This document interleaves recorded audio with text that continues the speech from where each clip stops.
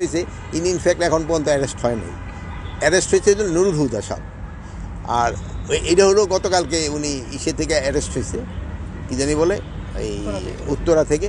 But ওনারে যেভাবে করা হয়েছে যে মব জাস্টিস, এটা হলো কোনো অবস্থায় গ্রহণযোগ্য না, এটা কোনো ব্যবস্থায় গ্রহণযোগ্য না। আর এটার সাথে ওনার যে ওই বিভিন্ন ওনার সাথে যে একটা খারাপ দেখছেন ঠিক পাঠায় দিছে, এরও কোনো অবস্থায় গ্রহণযোগ্য না। আপনারা বলবেন যদি কোনো কিছু থাকে, এই সব কোনো ঘটনা ঘটলে আইন শৃঙ্খলা বাহিনীর কাছে তারা হস্তান্তর করবে এবং আইন শৃঙ্খলা বাহিনী প্রপার অ্যাকশন নেবে।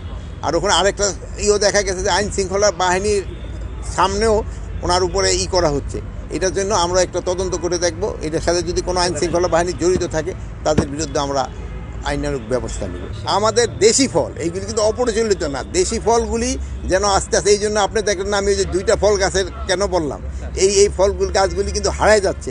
এইগুলি ক্ষেত্রে আমাদের সবারই, আপনারাও করবেন, মানুষকে বলবেন যে অন্তত 2-1টা গাছ লাগো, আমগো দেখুক। এই কাউ ফলটা দেখা হারাই যাচ্ছে, তারপরে যে বড়ই আছে হারাই যাচ্ছে। এক সময় কিন্তু লটকন হারাই গেছে, কিন্তু এখন আবার লটকন কিন্তু খুব পাচ্ছে। কিন্তু এই জন্য বিদেশি ফলের সাথে সাথে আমাকে দেশি ফলটাকে বেশি প্রণোদনা দিতে হবে, যেন দেশি ফলটা লোকজনে, যেহেতু আমাদের আবহাওয়ায় দেশি ফলটা হয়ও বেশি এবং আমাদের কিন্তু খাওয়ার জন্য কিন্তু দেশি ফলগুলি আরও বেশি সুস্বাদু। আপনি তো বলেই দিচ্ছে জুলাই ঘোষণাপত্র কবে দিবে, এটা তো প্রিপেয়ার্ড হচ্ছে, এটা তো অলরেডি ডিক্লেয়ার করে দিছে কবে জুলাই ঘোষণাপত্র দেওয়া হবে। এটা তো একটা মীমাংসিত বিষয়।